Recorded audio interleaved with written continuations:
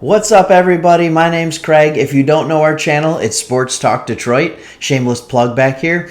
And this is a show where me and my buddy Chris love to talk Detroit sports. We're homers, but we like to keep it real. And that's exactly what I'm trying to do right now with this video. We are in the middle of a player preview, season preview series with the Detroit Pistons.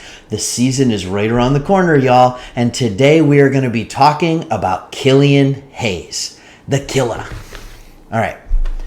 I'm struggling with this one. Can I just get real for you guys for a second? I don't want to put on a false face.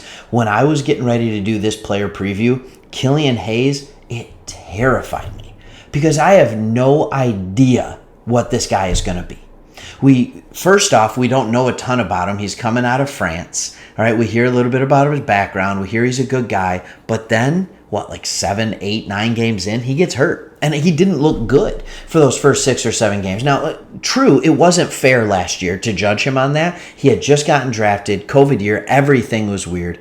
He tears his labrum, or partial tear, whatever it was. All right, it sounds painful. And then he comes back. He's still not great, but he does look more comfortable. Then he goes out and completely transforms his body over the couple-month break.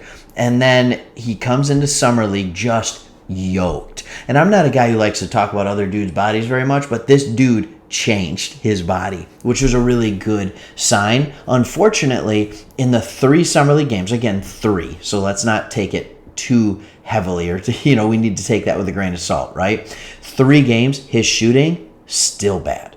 He showed that he had a little bit better of a mid-range game.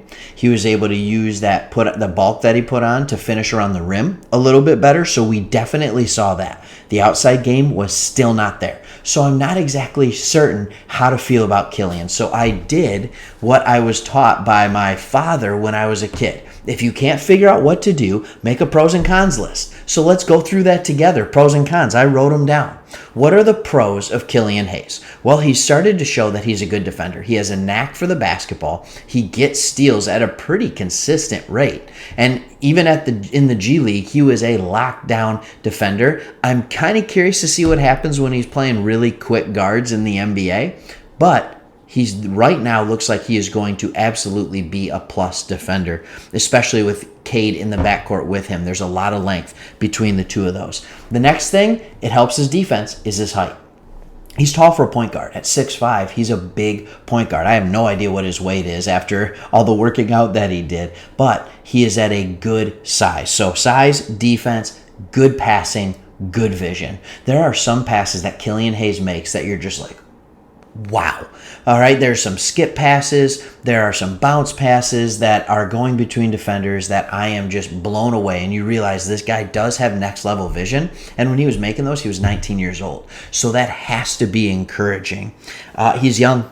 Like I just said, when he was 19 years old, he's a young guy, has plenty of time to develop, but that's not what the NBA is anymore. It's what have you done for me lately? So even though he's young, we expect him to be good because he is on a contract where he gets 5 years and he needs to show up in the first 2 or 3 years of that. Otherwise, fans will start getting really, really restless. It's a big year. And then the last pro that I put down was the body change that I talked about earlier. I don't think we need to go too much further into that. What about the cons? First one, I'm going to say, what does this fit like with Cade? Does this work? They both like to have the ball in their hand, and you want to give Cade space to operate on the wings, in the front court, in the pick and roll. You want to give him the opportunity to have spacing. Does Killian's jump shot have enough to it where people will respect it and Cade has open lanes to drive in? Or is the whole court going to shrink down and it's going to make it even harder for Cade and make him more of a jump shooter? The next one, the opposite of good passing, which he is a good passer, he also has a lot of turnovers.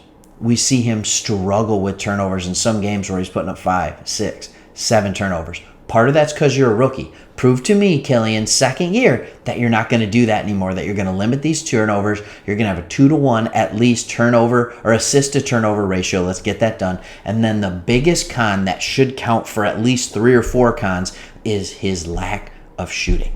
He can't shoot and he can't create for himself a jump shot. He can't shoot off his own creation. He has shown that he can shoot at I'm not going to say decent. It's still a very subpar clip, but he's a better catch and shoot shooter right now from 3-point distance when he's relying on that step back, which I actually don't hate the step back, but when he's relying on it, it's bad. And when he's shooting off the dribble, his feet are all over the place. He doesn't get squared to the hoop. Half the time he's shooting not squared. It's like, this seems like an obvious fix. So my hope is that he's fixed it by the time season starts. He's getting square to the hoop when he's shooting, and that in itself will bring his shooting numbers up.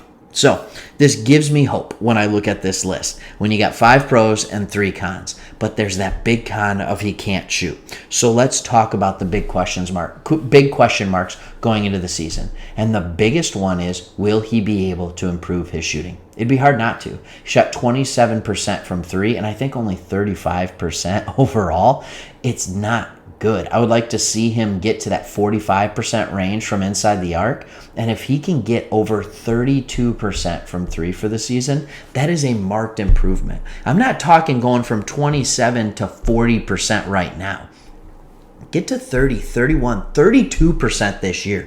Then next year, up at another 3 or 4%. And then you can be a very successful point guard that has his vision, his size, his ability to get to the hoop. You can be very successful if you're shooting 35, 36% from 3. That's what we need from him. The question is, will he be able to get there? Don't expect it this year. And then, can he decrease the turnovers so he can carve a spot where we are confident this is our point guard of the future? That's what we want to find out this year. Is he show enough to be the point guard of the future? So that's my question for you. Leave it in the comments below. What is Killian Hayes? Is he our starting point guard of the future? Perennial fringe all-star? Is he a starter? Is he destined for a backup role in the NBA or with the Pistons? What do you think? Leave your comments below the subscribe button. Go Pistons.